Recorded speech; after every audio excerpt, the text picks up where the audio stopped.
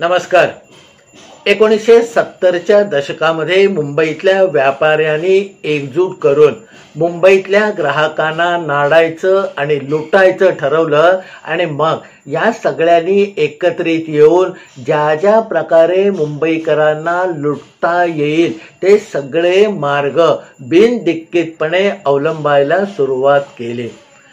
चढे भाव, मालामध्ये भेसळ, मापामध्ये पाप या सगळ्या गोष्टी करून मुंबईच्या ग्राहकांना या व्यापाऱ्यांनी जेरीस आणलेलं होतं आणि 1974-75च्या दरम्यान व्यापाऱ्यांकडून होणाऱ्या या लुटीचे मोठे चटके मुंबईतल्या ग्राहकांना बसायला लागले होते.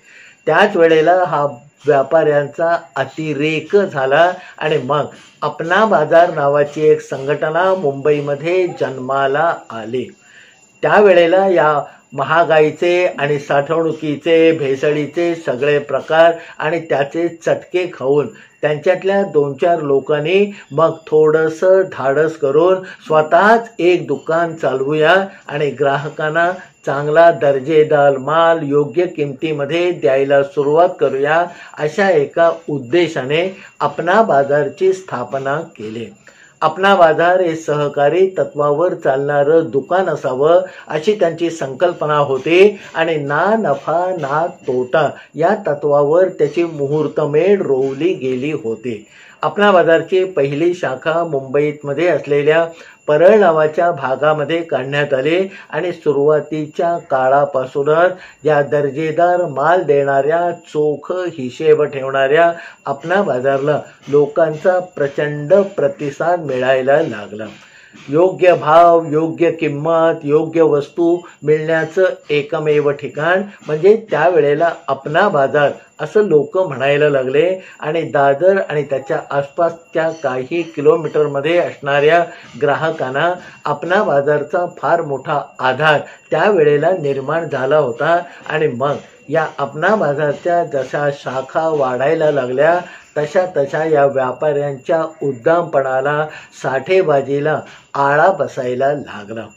त्याच वेळेला कल्याणमध्ये 1981-82च्या दरम्यान एक अनौपचारिक संघटना काम करत होती आणि तिचं नाव होतं लकी क्लब. 50 ओलांडलेले काका मोडक आणि नाना भिडे यांच्याकडे या क्लबचं धुरीणत्व होतं. त्यांच्याबरोबर 15-20 त्यांच्याच वयाचे, त्यांच्याच विचारांचे लोक त्यांना कायम पाठिंबा देणारे होते आणि त्यांच्याबरोबर प्रत्येक कार्यामध्ये मम म्हणून आपला खारीचा वाटा उचलणारे अजून 60-70 लोक या लकी क्लबशी या ना त्या रूपाने जोडले गेलेले होते.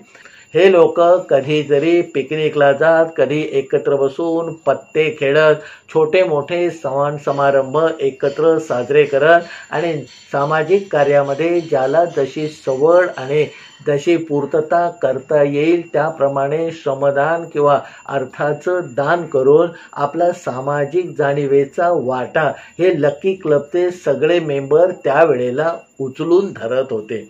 अपना बाजार बद्दलच्या बातम्या जशा कल्याणामध्ये यायला लागल्या तसंच कल्याणातल्या ग्राहकांची सुद्धा व्यापाऱ्यांच्या तडाख्यातून सुटका करण्यासाठी आपणही अपना बाजारसारखं काहीतरी करायला पाहिजे असं या लकी क्लबमधल्या नाना भिडे आणि काका मोडकांना वाटायला लागलं. मग त्यांनी आपल्या जवळच्या 15-20 लोकांबरोबर याबद्दल सुरुवातीची चर्चा केली. त्या लोकांचा या गोष्टीला पाठिंबा मिळाला आणि मग धडाक्याने आपण अपना बाजारसारखे संस्था कल्याणमध्ये काढायची असा एकदा निश्चय झाल्यानंतर त्यावेळेला कल्याणामध्ये जे आदरणीय एक व्यक्तिमत्व होतं तात्या जोशी म्हणून, त्या तात्या जोशींकडे हे काका मोडक, नाना भिडे आणि त्यांच्याबरोबर पटवर्धन, मालशे, जोशी, कुलकर्णी, बेलसरे नावाचे त्यांचे जे बिनीचे शिलेदार होते ते तात्या जोशांच्या घरी जाऊन पोचले. तात्या हा सामाजिक सेवेमध्ये अग्रेसर असणारा, स्वतःचा व्यापार उदीम व्यवस्थित सांभाळणारा आणि लोकांच्या आदरास पात्र झालेला असा एक सज्जन गृहस्थ होता. तात्या जोशांच्या समोर मग या नाना भिडे आणि काका मोडकाने आपल्या मनामध्ये असलेली संकल्पना मांडली. तात्याने त्या गोष्टीला लगेच पाठिंबा दिला आणि मग पुढे हे काम आपण कसं करणार आहात याबद्दल थोडीशी विचारपूस केली. त्यावेळेला मग या काका आणि नानांनी या आमच्या तात्या जोशींना सांगितलं की आम्ही 1, 2, 3 गाळे मोठे दुकानाचे भाड्याने घेणार आहोत. त्याच्यामध्ये सुरुवातीला आमच्या पैसा खर्च करून माल भरणार आहोत आणि लोकांना रास्त किमतीमध्ये आणि योग्य वजन आणि मापाचा माल द्यायला सुरुवात करणार आहोत. तात्यांना हा संकल्प खूप चांगला वाटला, पण तात्याने पुढे जाऊन एक सूचना केली की बाबा, धडाडीने किंवा बिनदिक्कीतपणे असं काही करू नका. तर त्याला मी सांगतो त्या पायऱ्या किंवा एकंदर टप्पे घेऊन पुढे जा, म्हणजे तुम्ही स्थापन केलेलं हे कार्य एकतर सिद्धीला जाईल आणि खूप लांबपर्यंत तुम्हाला ते चालवता येईल.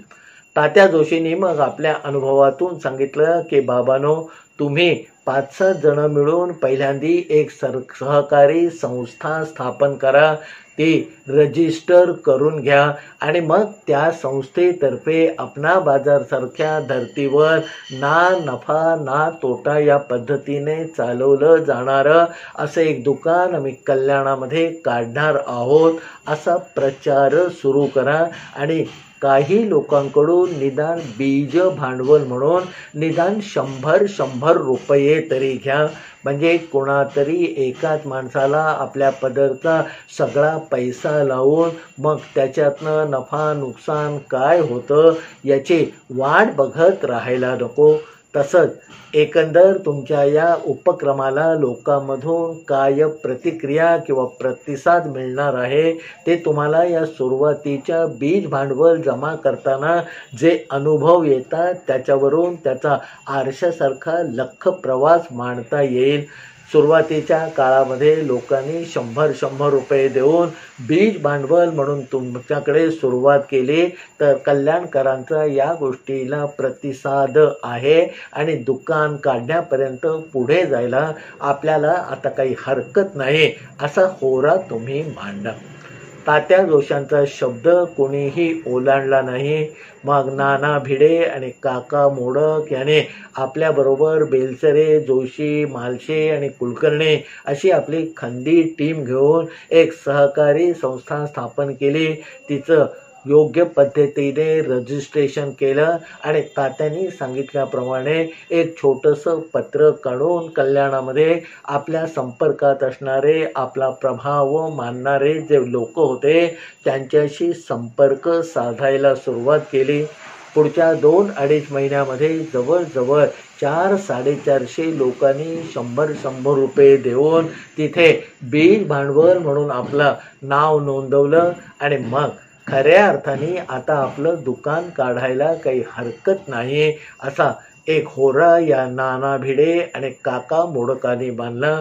पुन्हा एकदा तात्यांना सगळा सविस्तर वृत्तांत सांगण्यासाठी ते तात्या जोशींकडे गेले.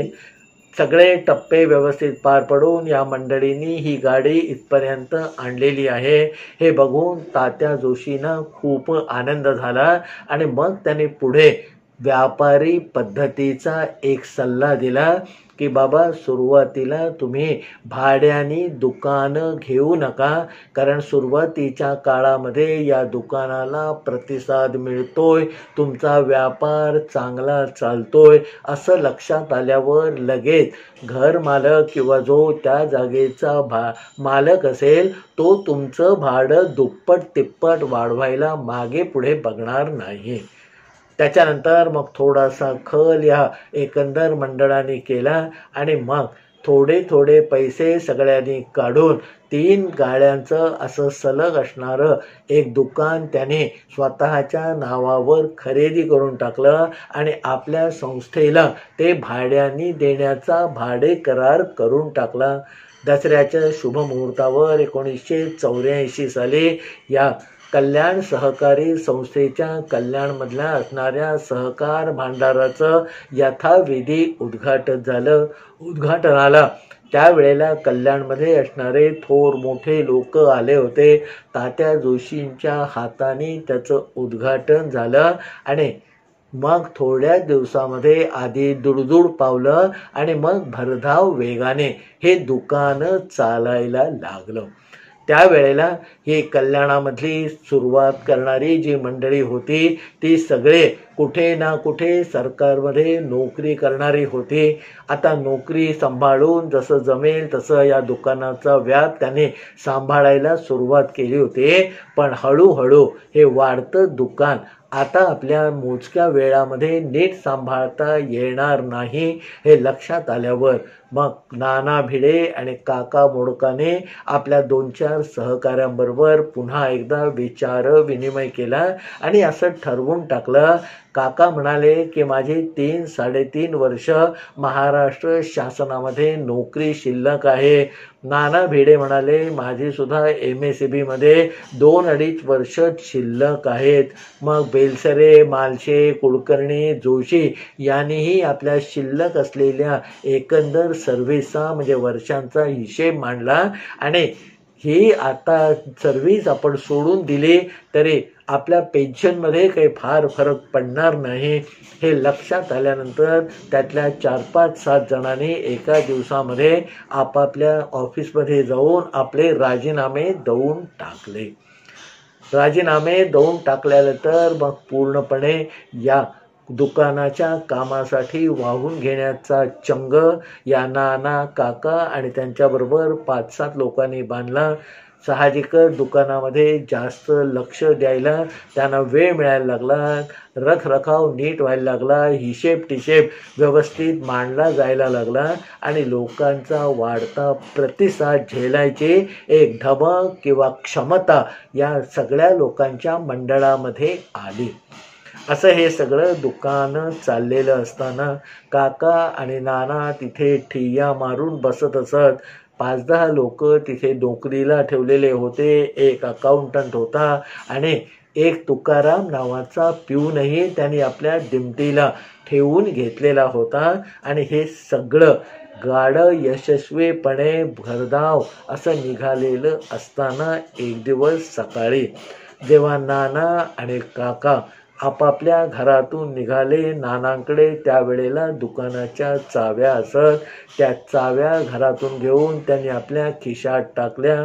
दोघं एकत्र झाल्यावर तिथल्या जवळच्या चौकामध्ये असलेल्या महाराजाकडे त्यांनी सकाळचं चहापान केलं आणि मग दोघेही हळूहळू पावलं टाकत त्या दुकानाच्या जवळ आले. तेव्हा दुकानापासून 5-10 पावलावर आल्यानंतर त्या दोघांचे डोळे विस्फारले. कारण दुकानाचं दार सताड उघडं होतं. आता चाव्या आपल्याकडे आहेत तरी हे दार उघडलं कसं अशा अर्थाने नाना आणि काकांनी एकमेकांकडे पाहिलं आणि मग ठासतावलेल्या अंतःकरणाने पुढचं अंतर झपाझपा कापून हे नाना आणि काका दुकानाच्या समोर येऊन उभे राहिले. आपल्या आधी कोणीतरी दुकान उघडलं आहे का अशी एक पुसटशी शंका त्यांच्या मनामध्ये तोपर्यंत जागी झालेली होती. म्हणून त्यांनी हलकेच आतमध्ये डोकावून पाहिलं. आतमध्ये कोणाचाही वावर नव्हता आणि तो वावर नाहीये हे लक्षात आल्यावर नाना आणि काकाने मग दुकानामध्ये 2 पावलं आतमध्ये टाकले आणि सगळं जे काही रामायण रात्रीमध्ये घडून गेलं होतं त्याचा कच्चा चिठ्ठा त्यांच्या समोर उभा राहिला. लगेच त्यांच्या लक्षामध्ये आलं की रात्री चोराने हे दुकान फोडून त्याच्यावर आपले हात साफ करून घेतलेले आहेत. धडधडत्या अंतःकरणाने मग नाना आणि काका दुकानाच्या आतमध्ये आले. दुकानावर शेल्फमध्ये ठेवलेलं सगळं सामान अस्ताव्यस्त करून टाकलेलं होतं. जिथे पैसे ठेवण्याची जागा टेबलाचा ड्रॉवर होता तिथे खडबड करून जी काही शिल्लक त्या दिवशी जमा झालेली होती आणि दुकानात थोडे पैसे ठेवायचे म्हणून या नाना आणि काकांनी आदल्या दिवशी दुकान बंद करताना ठेवलेली होती तेही पैसे तिथून गायब झालेले होते. आता दुकानामध्ये चोरी झालेली आहे हे लक्षात आल्यावर मग तातडीने त्याने पोलीस स्टेशनमध्ये जाऊन याची खबर देण्याचा मानस एकमेकामध्ये व्यक्त केला आणि लगेच आपल्या शिपायाला म्हणजे तुकारामाला बोलावून सांगितलं की बाबा तुकाराम, आता आपल्याला पोलीस स्टेशनला ही वर्दी द्यायला जायचंय. तुकाराम बाहेर गेला. पटकन त्याने आपली सायकल स्टँडवरनं खाली काढले आणि लगेच काका मोडकांना आपल्या मागे कॅरियरवर डबल सीट घेऊन हा तुकाराम आपली सायकल हाकत थेट कल्याण पोलीस स्टेशनपर्यंत पोहोचला. त्यावेळेला कल्याण पोलीस स्टेशन हे 3-4 खोल्यांचं असं चाळीवजा बांधलेलं होतं. त्याच्या एका बाजूला खूप मोठं पिंपळाचं झाड होतं आणि त्या पिंपळाच्या छायेमध्ये हे पोलीस स्टेशन होतं. काका मोडकांना घेऊन तुकाराम पोलीस स्टेशनमध्ये पोहोचला. तोपर्यंत मागून धावत पळत निघालेले नाना भिडे सुद्धा पोलीस स्टेशनपर्यंत पोहोचले. इकडे तिकडे बघितल्यावर मग त्यांच्या असं लक्षात आलं की तिथे एक सिनियर PI बसलेले आहेत. त्या सिनियर PIकडे जाऊन काका आणि नानांनी आपली सगळी कैफियत, दुकानामध्ये झालेल्या चोरीची सगळे हकीकत सविस्तरपणे सांगायला सुरुवात केली. त्यावेळेला कल्याण स्टेशनचे इन्चार्ज PI होते राजाराम देसाई. राजाराम देसाईने ही 2 वृद्धत्वाकडे झुकलेली माणसं धावत पळत येऊन चोरीची घटना सांगतायत. म्हणजे या दोघांच्या घरी चोरी झाली असली पाहिजे असा कयास बांधला. राजाराम देसाई पटकन आपल्या जागेवरून उठले आणि समोर असलेल्या काका आणि नानांना म्हणाले की चला लवकर जाऊन तुमच्या घराचा पंचनामा करूया. काही गोष्टी लगेच गेल्यानंतर पटकन आपल्याला जाणवतात आणि त्यावरून चोरीचा तपास लावणं सुलभ होतं. मग काका आणि नानांनी सांगितलं की बाबा, आमच्याकडे घरामध्ये चोरी झालेली नाही, तर आम्ही जे सहकार भांडार चालवतो त्या सहकार भांडाराचा दरवाजा रात्री कुणीतरी फोडून आतला पुष्कळसा माल चोरी करून नेलेला आहे. आता घरामधली चोरी नाही, दुकानातली चोरी आहे हे कळल्यावर राजाराम देसाई PIना थोडंसं हलकं वाटलं.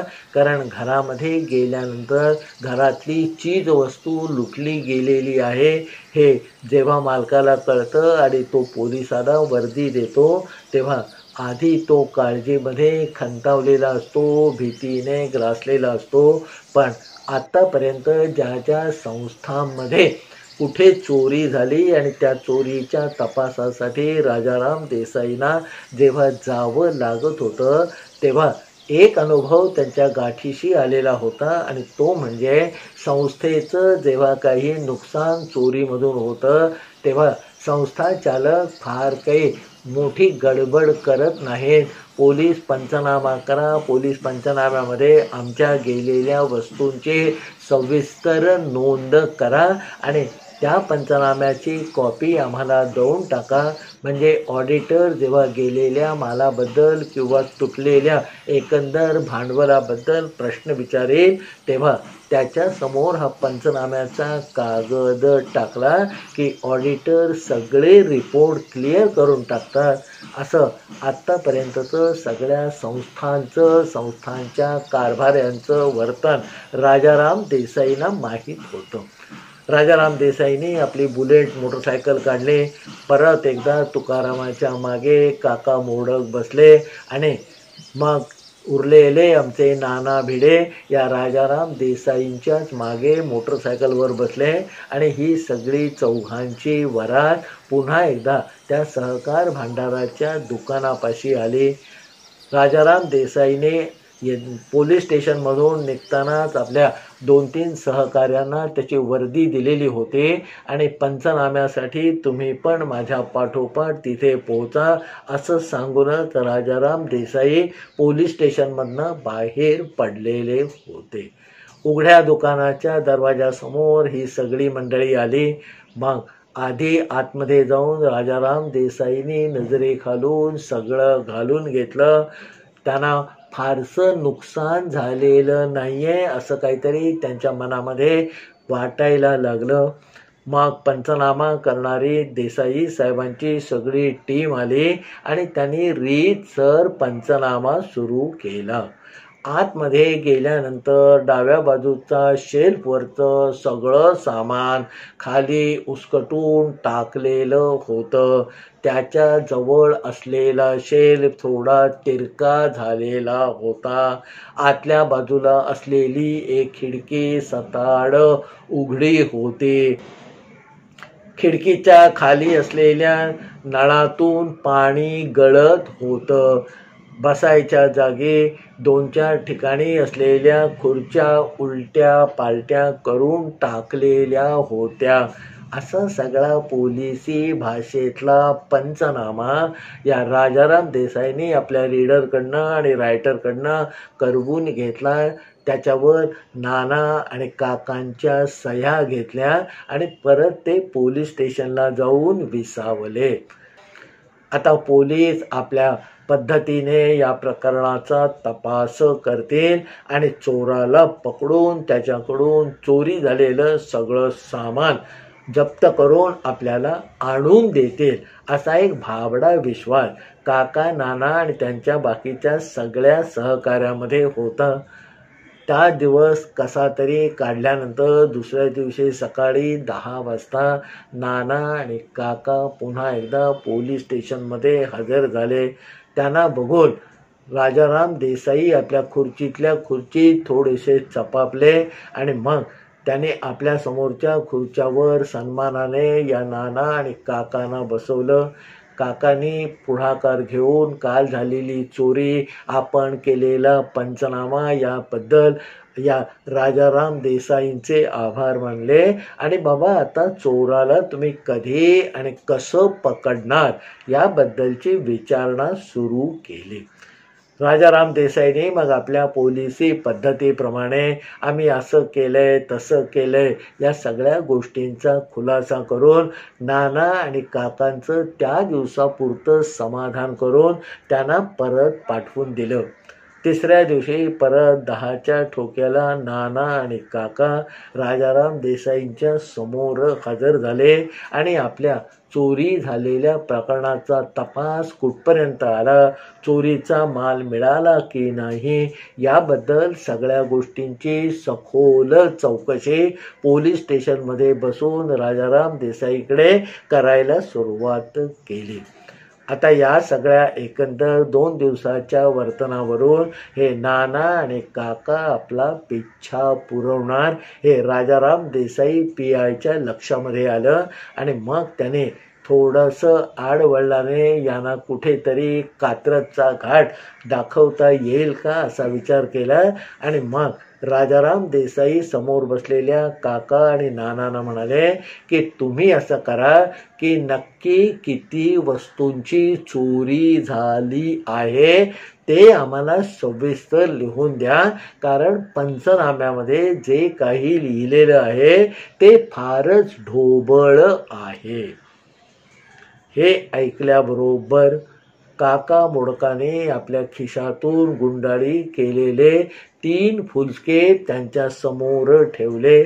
पहिल्या दिवशी चोरी झाल्यानंतर जो काही वेळ मोडून तात्या, नाना आणि त्यांच्या सहकार्यांनी उपक्रम केलेला होता त्याच्यामध्ये त्यांनी प्रत्येक चोरी झालेल्या गोष्टीची सविस्तर नोंद करून ठेवलेली होती. 3 फुलके भरून ती सगळी यादी होती. त्या यादीमध्ये 115-120 जिन्सा होत्या आणि त्या प्रत्येक जिन्सेच्या समोर त्याचे किती नग चोरीला गेले आहेत याची साध्यंत माहिती सुवाच्य अक्षरामध्ये लिहिलेली होती. आता बल्ब चोरीला गेले असं न लिहिता बल्बची एकंदर संख्या, 60चे बल्ब किती चोरी गेले, 100चे किती चोरीला गेले, 0 वॅटचे किती बल्ब चोरीला गेले, त्यांच्या कंपन्यांची नावं त्याच्यासमोर विस्तृतपणे लिहिलेली होती. तेलाच्या बाटल्या किती गेल्या, खोबरेल तेलाच्या बाटल्या किती गेल्या, किती अंगाचे साबण गेले, किती कपडे धुवायचे साबण गेले, किती मोरी धुवायचे ब्रश गेले, या सगळ्याची सविस्तर यादी या काका मोडकाने राजाराम देसाईंच्या समोर टाकले आणि राजाराम देसाईंना आपण टाकलेला पहिला पत्ता फुकट गेल्याचं जाणवलं. ठीक आहे, ही आता सविस्तर यादी तुमची माझ्याकडे आली आहे, म्हणजे तपास कामामध्ये मला खूप मोठी मदत होईल, असं राजाराम देसाईंनी काका आणि नानांना सांगितलं आणि त्या दिवशी त्यांची बोलवणं केली. दिवसामागून दिवस जात होते, पंधरवडा उलटला, महिना उलटला, तरी राजाराम देसाईंची रोजची मुलाखत घेण्याचा आपला वसा या काका आणि नानाने काही टाकला नाही. रोज सकाळी 10च्या ठोक्याला येऊन आपल्या चोरीच्या तपासामध्ये किती प्रगती झाली हे तावून सुलाखून किंवा खोदून हे नाना आणि काका राजाराम देसाईंना विचारत होते. हे लोक आपला पिच्छा पुरवणार नाहीत हे राजाराम देसाईंच्या हळूहळू लक्षामध्ये यायला लागलं. त्यांच्याकडे जी कारणांची यादी होती, आज इथे जायचंय, उद्या तिथे जायचंय, परवा कोर्टात जायचंय, ती कारणं सुद्धा हळूहळू सगळे संपुष्टामध्ये आले. आणि जेव्हा या गोष्टीला 1.5 महिना उलटून गेला, तेव्हा मग नाना भिड्याने या राजाराम देसाईंना थोडंसं कडवट भाषेमध्ये आपल्या मनामध्ये जे होतं ते सांगून नाना भिडे मोकळे झाले. ते म्हणाले, हे बघा, आमच्या संस्थेची चोरी झालेली आहे. लोकांनी बीज भांडवल दिल्यामुळे हे दुकान आणि त्यातला माल उभा राहिलेला आहे. त्या सगळ्यांना आम्ही दोघं मुख्यतः आणि आमचं सगळं मंडळ जबाबदार आहे. त्यामुळे आम्हाला या चोरीचा माल परत मिळेपर्यंत शांती काही लाभणार नाही. आणि जर उद्या आम्ही दोघं हट्टाने काम करता करता पटकन मेलो तर देसाई साहेब, तुमच्या बाहेर पोलीस स्टेशनच्या आवारामध्ये जे पिंपळाचं झाड आहे त्याच्यावर आम्ही भूत होऊन थांबू आणि रोज तुम्हाला विचारू. नाना भिड्याने आपल्या मनातलं हे सगळं इंगित इतक्या स्पष्टपणे बेधडक भाषेमध्ये जेव्हा समोरच्या राजाराम देसाईंना ऐकवलं, तेव्हा राजाराम देसाई सुद्धा कुठेतरी आतमध्ये हबकून गेलेले होते. अशी रोजच्या रोज परेड घेणारे नाना आणि काका जेव्हा पोलीस स्टेशनमध्ये येत, तेव्हा नाही म्हटलं तरी या राजाराम देसाईंची पाचावर धारण बसायला लागे. आणि आता याच्यातून या पोलीस तपासाला बाजूला ठेवून आपणच काहीतरी वेगळा मार्ग काढला पाहिजे असं या राजाराम देसाईंना वाटायला लागलं.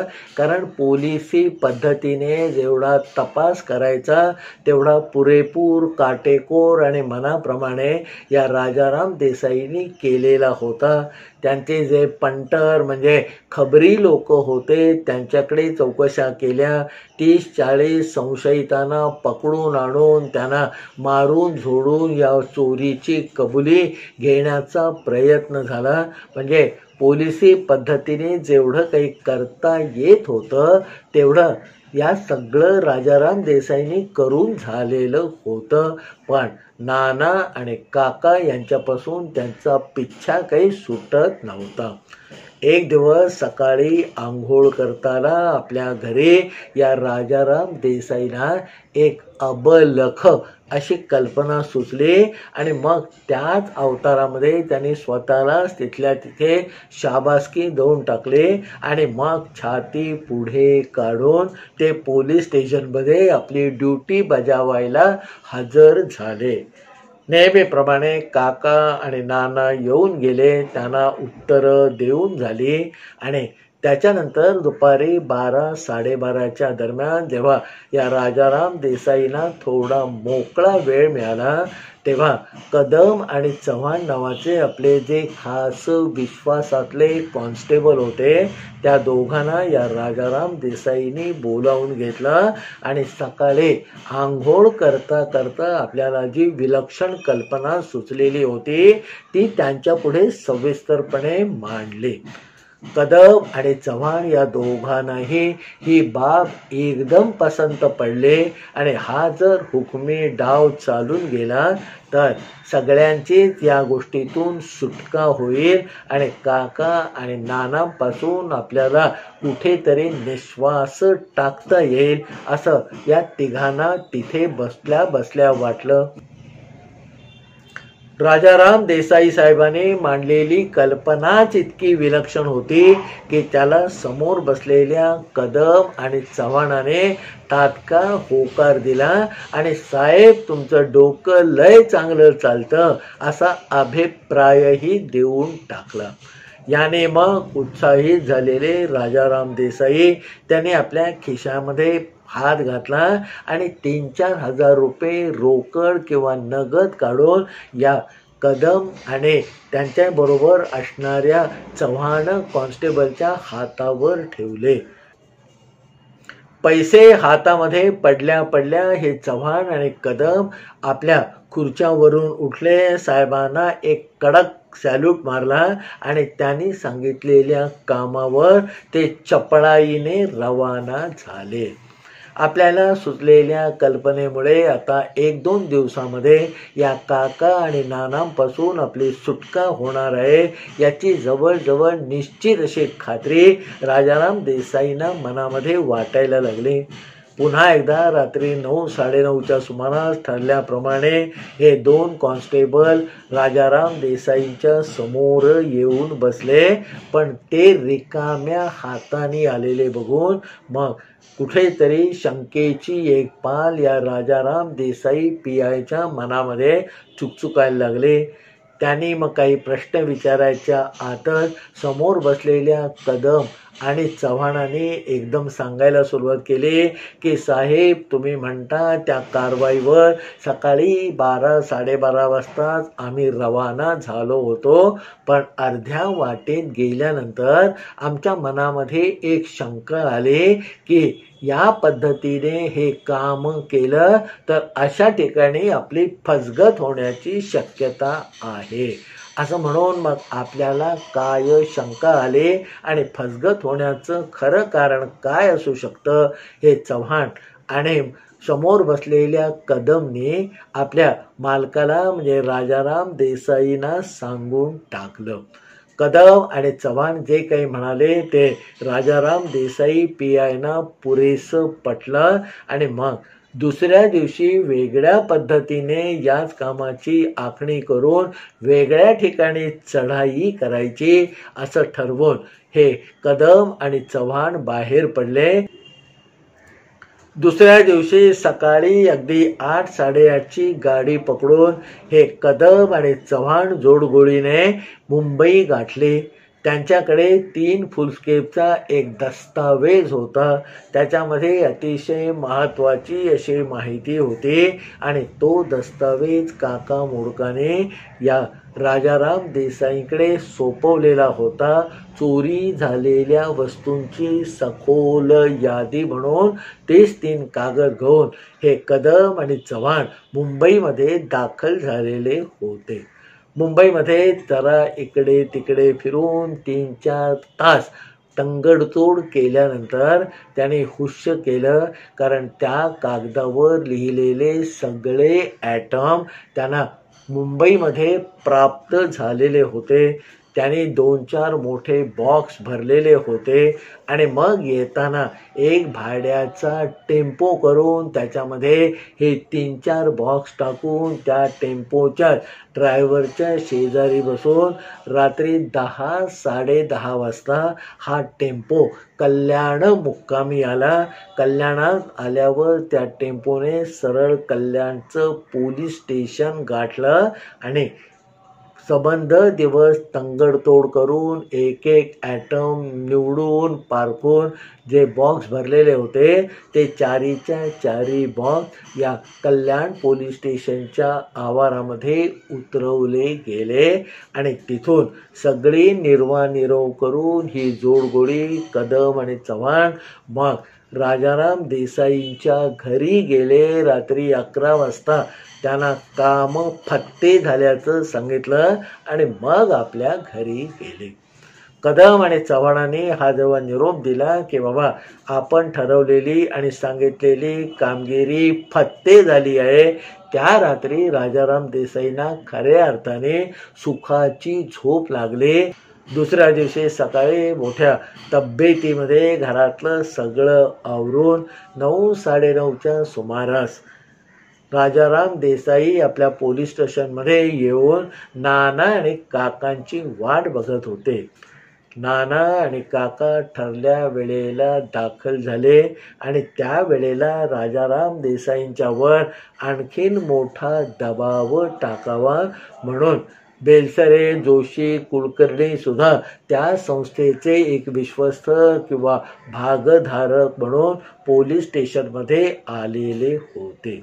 आलेल्या काका, नाना आणि त्यांच्याबरोबर अधिक असलेल्या 4-5 जणांचं खुल्या मनाने स्वागत राजाराम देसाईंनी केलं. आज त्यांना कोणतंही कारण सांगायची गरज नव्हती आणि म्हणून आपल्या खर्चाने या सगळ्यांना चहा पाजल्यानंतर काका आणि नाना यांनी काही सुतोवाच करण्याच्या आधीच राजाराम देसाईंनी सांगितलं की काल रात्री चोर पकडले गेले आणि तुमचा सगळा माल आम्ही जप्त करून आणला आहे. आपल्या इतक्या दिवसाच्या जिकिरीच्या प्रयत्नांना आज मिती शके रोजे चांगलं फळ आलं असं समाधान या नाना काकांच्या चेहऱ्यावर दिसायला लागलं. उत्साहाचा सगळा हा भर खाली आल्यानंतर मग राजाराम देसाई मोठ्या तडफेने आपल्या खुर्चीमधून उठले आणि जिथे कुठे हा चोरीचा पकडलेला माल आणून ठेवलेला होता त्या खोलीमध्ये नाना, काका आणि त्यांच्या बरोबरच्या लोकांना घेऊन गेले. पोलीस स्टेशनच्या आवारामध्ये ठेवलेल्या त्या 4 खोक्यांसमोर उभं राहून मग राजाराम देसाईंनी काका मोडकांना आणि नाना भिड्यांना सांगितलं की हा घ्या तुमचा सगळाच्या सगळा माल आम्ही शोधून काढलेला आहे, पण अंधाराचा फायदा घेऊन चोरटे मात्र आमच्या हातातून निसटून गेले. 4-5 खोक्यामध्ये भरलेला तो सगळा माल मग पोलीस स्टेशनच्या कर्मचाऱ्यांनी बाहेर काढायला सुरुवात केली. एक एक सामान, तेलाच्या बाटल्या, मोरी धुवायचे ब्रश, अंगाचे साबण, कपडे धुवायचे साबण, खोबरेल तेलाच्या बाटल्या अशा सगळ्या वस्तू एका मागोमाग एक येऊन त्या काका आणि नानांच्या पायगती पडायला लागल्या. अर्ध सामान काढून झाल्यानंतर मग काका मोडकाने आपल्या खिशातून आपली यादी बाहेर काढली.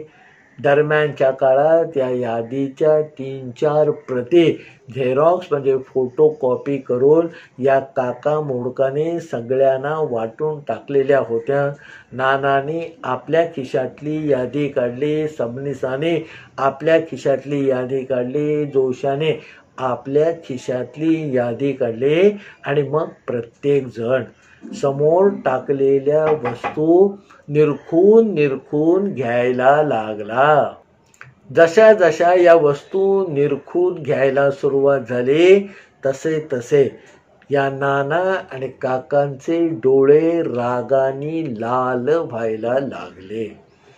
त्याचबरोबर प्रत्येक यादीमध्ये नोंदवलेल्या जिन्सांप्रमाणे नग बरोबर होते, पण काका मोडक आणि नाना भिड्याने साधारणपणे अर्ध्या तासानंतर राजाराम देसाईंना सांगितलं की साहेब तुम्ही माल पकडलेला आहे, पण हा माल आमचा नाही. आपल्या पोलीस स्टेशनच्या खुर्चीमध्ये जाऊन थोडासा विश्राम करण्याच्या तयारीमध्ये असलेल्या राजाराम देसाईंना कणखरपणे नाना आणि काकांनी समोरून जाऊन सांगितलं की साहेब, हा माल आमचा नाही. त्यावर गडबडलेल्या अवस्थेमध्ये खुर्चीमधून उठून राजाराम देसाई यांना विचारते झाले की बाबा, माल तर सगळा हाच आहे, तुम्ही सांगितल्याप्रमाणे सगळे नग आहेत. त्यावर मग नाना आणि काकांनी त्या सांडलेल्या किंवा लवणलेल्या मालाच्या जवळ येऊन त्यातली एक एक गोष्ट उचलून या राजाराम देसाईंच्या समोर धरायला सुरुवात केली आणि मग एकेका गोष्टीचा खुलासा या नाना आणि काकांनी राजाराम देसाईंना करून द्यायला सुरुवात केली. ते म्हणे, साहेब, ही बघा खोबरेल तेलाची बाटली जी तुम्ही पकडून आणलेली आहे, पण आमची तेलाची बाटली जी चोरीला गेलेली होती त्याचा बॅच नंबर अमुक होता, मॅन्युफॅक्चरिंग डेट अमुक होती. आता इथपर्यंत खोल परिस्थितीमध्ये जाऊन बॅच नंबर आणि मॅन्युफॅक्चरिंग डेट सकट सगळ्याची नोंद या नाना काकांच्या जोडगोळीने आणि त्यांच्या सहकार्याने केलेली असेल असं स्वप्नातही राजाराम देसाईंना कधी वाटलं नव्हतं. त्यांना वाटलं होतं चोरी झालेला माल तेवढे नग आणून दिल्यानंतर कल्याणातली ही मंडळी आनंदाने बेहोश होतील आणि आपले आभार मानून आपल्याकडनं तो माल घेऊन आपल्या दुकानात म्हणजे सहकार भांडारात जातील. पण कल्याणकरांचं खरं पाणी राजाराम देसाईंना त्या दिवशी लक्षात आलं किंवा समजलं जेव्हा या नाना काकांनी त्या प्रत्येक गोष्टीची मॅन्युफॅक्चरिंग डेट आणि जो काही कोड किंवा बॅच नंबर असेल त्याची पडताळणी सुरू केली. थोड्या वेळामध्ये मग निष्पन्न झालं की पोलिसांनी पकडलेला माल हा सहकार भांडारातून चोरीस गेलेला माल नाही. एवढंसं तोंड करून मग पुन्हा एकदा राजाराम देसाई आपल्या खुर्चीमध्ये जाऊन बसले. पुढच्या थोड्या काळामध्ये एक गोष्ट निष्पन्न झाली की पोलिसांनी पकडून आणलेला माल आणि चोरीस गेलेला माल एक नाही आणि म्हणून सहकार भांडाराच्या त्या सगळ्या सदस्याने किंवा कार्यकारी मंडळाने तो माल आपल्या ताब्यात घ्यायला स्वच्छ नकार दिला आणि तिथून ते निघून गेले. नाना आणि काका त्यांच्या सहकाऱ्यांबरोबर निघून गेल्यानंतर आपल्या ऑफिसमध्ये सकाळपासून बसलेल्या या राजाराम देसाईंचा थोडासा श्वास वर खाली व्हायला लागला. त्यांना घुसमटल्यासारखं व्हायला लागलं आणि जरा मोकळ्या हवेमध्ये जाऊया म्हणून आपल्या केबिनचं दार उघडून ते 2 पावलं टाकून त्या पोलीस स्टेशनच्या बाहेर अंगणामध्ये आले आणि त्यांना समोर असलेलं पिंपळाचं झाड दिसलं. या जोडगोळीने त्यांना जे सांगितलं होतं ते आठवून त्यांचा पुन्हा एकदा थरकाप झाला की जर या चोरीचा तपास लागला नाही तर मेल्यानंतरही हे नाना आणि काका याच पिंपळाच्या झाडावर भूत होऊन बसणार आहेत आणि आपला पिच्छा असाच पुरवणार आहेत. त्याच्यानंतर आज तागायत सहकार भांडारात झालेल्या त्या चोरीचा तपास लागलेला नाही. आपल्या कुणाला याबद्दल काही माहिती असेल तर ती जरूर कल्याण पोलीस स्टेशनला कळवा, कारण 3 जणांचे प्राण त्याच्यासाठी आजही ताटकळत आहेत. सत्य हे कल्पनेपेक्षा अद्भुत असतं हा माझा ठाम विश्वास आहे आणि कधी कधी ते इतक्या वेगळ्या पद्धतीने सुद्धा प्रत्ययाला येतं हे बघून माझं मलाच आश्चर्य वाटतं.